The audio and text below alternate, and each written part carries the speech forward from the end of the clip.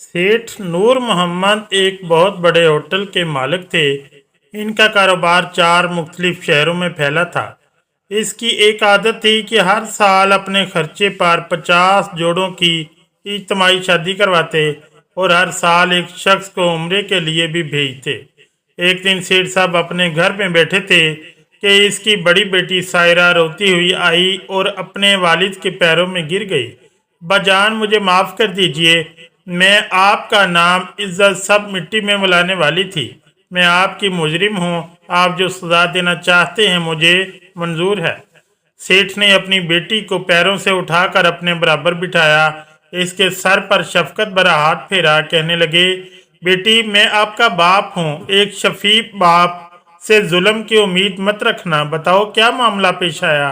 बेटी कहने लगी, अब्बाजान, आपने मुझे नसीहत की थी कि कोई बात मुझसे मत छुपाना। अपनी ज़िंदगी के अहम लम्हात और फैसले मुझसे शेयर करना, मगर मैंने एक बात आपसे छुपाए रखी। यूनिवर्सिटी की तालीम के दौरान मेरी अपनी सहेली के भाई के साथ जान पहचान हुई और आहिस्ता आहिस्ता दोस्ती हो गई। लड़का बज़ाहिर बहुत सुलझा हुआ और शरीफ नज़र आता था, इसलिए मैं इसे पसंद करने लगी। मैंने अपनी पसंद का जिक्र अपनी माँ से किया तो इसने बताया कि ऐसा मुमकिन नहीं। तुम्हारी मंगनी तुम्हारे चचा ज़ाद से बचपन से तय है और इस बात के बारे में अपने बाप से बात मत करना। मैं अनवर को खोना नहीं चाहती थी। अनवर ने भी कह दिया था कि भाग कर शादी करने के अलावा और कोई रास्ता नहीं। मैं कई दिनों से सोच रही थी कि क्या करूं। कभी अपने बारे में सोचती तो कभी आपके बारे में। अनवर ना मिला तो शायद मेरी ज़िंदगी बर्बाद हो जाती। अगर भाग जाती तो आपकी इज्जत खाक में मिल जाती। कई रातों जाकर फैसला ना कर पाई कि क्या करूं। आखिरकार मैंने खुद गर्जी दिखाई और घर से भागने का फैसला कर लिया। मैं घर से भाग रही थी। अनवर बाहर गाड़ी में मेरा इंतज़ार कर रहा था कि मेरी सहेली आसिया का मुझे फ़ोन मसूल हुआ। कहने लगी, सायरा, तुम इस वक्त कहाँ हो? मैंने इसे बताया कि मैं अपने घर में मौजूद हूँ। कहने लगी, शुक्र है तुम घर में मौजूद हो। मेरे भाई से बच कर रहना। रात को वो अपने दोस्तों के साथ फ़ोन पर बातें कर रहा था। मैं कमरे के पास से गुजरी तो खिड़की के साथ कान लगाकर इसकी बातें गौर से सुनने लगी। वो अपने दोस्तों से कह रहा था कि मैं सायरा को घर से सीधा होटल में ले आऊँगा, तुम मेरा वहाँ इंतज़ार करना। वो तुम्हारी इज्जत के साथ खेलना चाहता है। वो मेरा भाई है मगर इखलाकी लिहाज से अच्छा नहीं। काश मुझे पहले तुम्हारी और अनवर की दोस्ती के बारे में पता चल जाता, मगर तुमने मुझसे ये बात छुपाए रखी और इससे शादी करने के लिए तैयार हो गई। अब जब कि मुझे मालूम हुआ तो मैं तुझे वार्न कर रही हूँ कि इससे बचकर रहना। वो घर बसाना ही नहीं चाहता। तुमसे पहले भी कई लड़कियों को अपने जाल में फंसा चुका है। मैंने जब ये बात सुनी तो मेरा जिस्म कांपने लगा। मैं एक ऐसा गुनाह करने जा रही थी जिसने मेरी ज़िंदगी बर्बाद कर देनी थी। बाबा, मैं मानती हूँ मैं माफ़ी के काबिल नहीं, मगर फिर भी माफ़ी की तलबगार हूँ। सेठ की आंखों में आंसू थे। इसने अपनी बेटी के आंसू साफ करते हुए कहा, बेटी, क्या तुझे मालूम है इसकी बहन ने तुझे वक्त पर कॉल क्यों की? क्या तुम जानती हो कि तुम इस शैतान के नापाक इरादे से कैसे बच गई? सायरा ने बाप की तरफ देखकर कहा, नहीं बाबा, नहीं जानती। सेठ ने कहा, बेटी, इस दुनिया में हम सब एक आजमाइश में हैं। कोई शख्स इस आजमाइश में कामयाब हो जाता है तो कोई बुरी तरह नाकाम होकर अपनी दुनिया और आखिरत बर्बाद कर लेता है। तेरा ये बाप जो आज कई होटलों का मालिक है, गाड़ियां और बड़े बड़े बंगले, मैं शुरू में ऐसा नहीं था।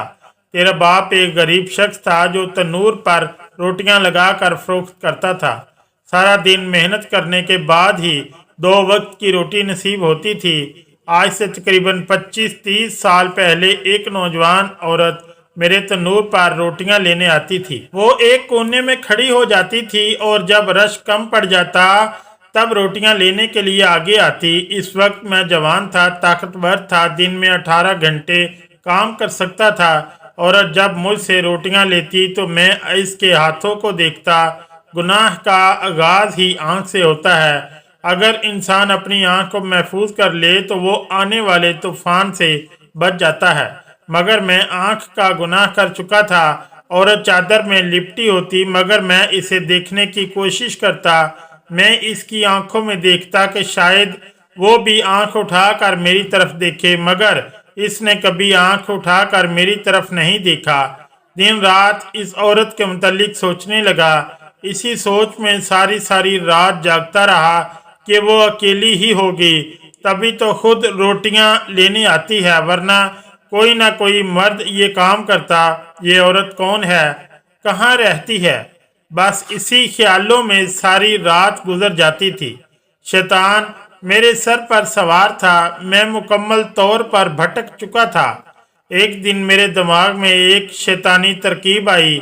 जब वो औरत रोटियां लेने के लिए आई तो मैंने एक अखबार के टुकड़े में रोटियां लपेट कर दी और अखबार के कोने पर एक तहरीर लिखी कि मैं आपका दीवाना हो चुका हूँ, मगर आपके काम भी आना चाहता हूँ। अगर तुम चाहो तो पूरा 1 महीना मुझसे मुफ्त रोटियां ले सकती हो। बदले में सिर्फ एक रात तुम्हारे साथ गुजारना चाहता हूँ। अगर सोचो तो ये सौदा इतना महंगा नहीं। दूसरे दिन वह औरत रोटियां लेने आई तो चुपके से एक खत मुझे पकड़ा दिया। खत खोल कर पढ़ा तो इसमें लिखा था, मुझे आपकी ऑफर मंजूर है, मगर मैं अपना आप तुम पर जाहिर नहीं करूंगी। मैं अपना चेहरा तुझे नहीं दिखाऊंगी। खातून मुझसे बगैर कीमत के रोटियां लेती रही। जैसे जैसे दिन गुजरते जा रहे थे, मैं दिल ही दिल में खुश हो रहा था कि मेरे दिल की मुराद पूरी होने वाली है। मैं रोज नए कपड़े पहनता, खुशबू लगाता। मेरा दिलो दिमाग भी अजीब गफलत का शिकार था, जो गुनाह होने का इंतजार कर रहा था। बस दुआ किया करो कि अल्लाह ताला किसी के दिल पर मोहर ना लगाए।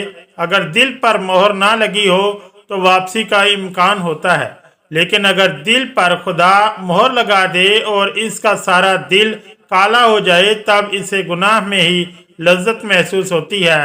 वो गुनाह करने का आदी हो जाता है, पाकीज़गी से दूर भागता है, जबकि हराम इसे सुकून देता है। मेरा दिल शायद मुकम्मल तौर पर स्याह नहीं हुआ था, या शायद अल्लाह ताला मुझे मजीद आजमाना चाह रहा था।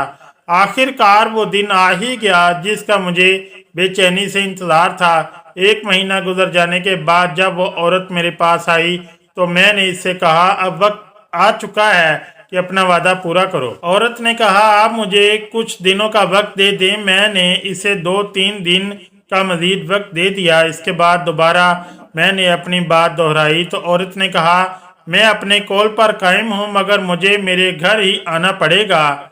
मैंने कहा, ऐसा क्यों कह रही हो? वो कहने लगी, अगर तुम मुझे अपने किसी ठिकाने पर ले गए तो मुझे पकड़े जाने का डर है। तुम यहाँ अपना मकसद पूरा कर लेना। मैं इसकी ये बात सुनकर खुश हो गया। अगली रात इसने मुझे अपने घर ले जाना था। रात 10 बजे जब मैं तनूर से फारिग हुआ तो वो औरत मेरे सामने आई। कहने लगी, मेरे पीछे पीछे चलते रहो। औरत आगे आगे और मैं इसके पीछे चलता रहा। औरत ने घर का दरवाज़ा खोला और अंदर दाखिल हुई। मुझे भी अंदर आ जाने का इशारा किया। मैं अंदर आया तो एक पुराना सा घर था। औरत कमरे में दाखिल हुई तो मैं भी इसके पीछे कमरे में आया। जब मैंने कमरे के अंदर का मंजर देखा तो मेरे पैरों तले जमीन निकल गई। एक शख्स बिस्तर पर लेटा हुआ था, जबकि 2 कमजोर से बच्चे घर के कोने में बैठे हुए थे। इनको देखकर ऐसे महसूस होता था जैसे हड्डियों का ढांचा हो, जिनके जिस्म पर गोश्त नहीं था। मैंने औरत से कहा, ये क्या मजाक है? तुमने मुझसे गलत बयानी की है और धोखा दिया।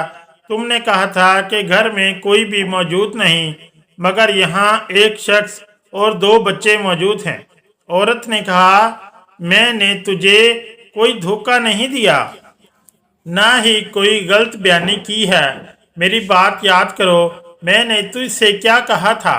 मैंने कहा था मेरे घर चलो, वहाँ मैं महफूज हूँ और हमारा कोई कुछ भी नहीं बिगाड़ सकता। देखो ये मेरा माजूर शोहर जो अपनी जगह से हिल भी नहीं सकता, ये हमारा क्या बिगाड़ लेगा, बस चुपचाप देखता ही रहेगा। और ये बच्चे भी कोने में बैठे रहेंगे, ये भी हमारे काम में रुकावट नहीं बनेंगे। तुम जल्दी से अपना काम करो और यहाँ से चले जाओ। औरत की बात सुनकर मेरी रूह कांप उठी। एक ऐसी मजबूर औरत जिसे सहारे की ज़रूरत थी, जो लोगों के घरों में काम करके अपने शोहर और बच्चों का पेट पाल रही थी। मैं इसके साथ क्या करने जा रहा था, मुझे अपने आप से घिन आ रही थी। मैं वहां से भागा, इतना तेज भागा कि मुझे खुद अपने आप पर हैरानगी हुई। मैं वहां से सीधा मस्जिद में गया, वजू किया और फिर सजदे में गिरकर अपने रब को मनाने लगा। मुझे नहीं मालूम कि मैं कितनी देर सजदे की हालत में रहा, मगर मेरा दिल नहीं कर रहा था सर सजदे से हटाने को। मैं घर आया तो मुझे अपने आप में तब्दीली महसूस हुई। औरत के घर जाकर इससे माफ़ी मांगी, इसे मुंह बोली बहन बना लिया, सारी ज़िंदगी मुफ्त रोटियां देने का वादा किया और इसके बच्चों की कफालत भी की। अल्लाह ने मेरे कारोबार में बरकत डाली और मेरा नसीब बदल गया। बेटी, अगर इस रात मैं इस औरत की इज्जत के साथ खेलता तो शायद तेरी सहेली तुझे बर वक्त फ़ोन ना करती और तुम इस दरिंदे का शिकार हो जाती। हम सबको मुकाफ़ात अमल से गुजरना पड़ता है। शुक्रिया। अगर स्टोरी अच्छी लगी तो चैनल को लाइक और सब्सक्राइब ज़रूर करें। अल्लाह हाफिज़।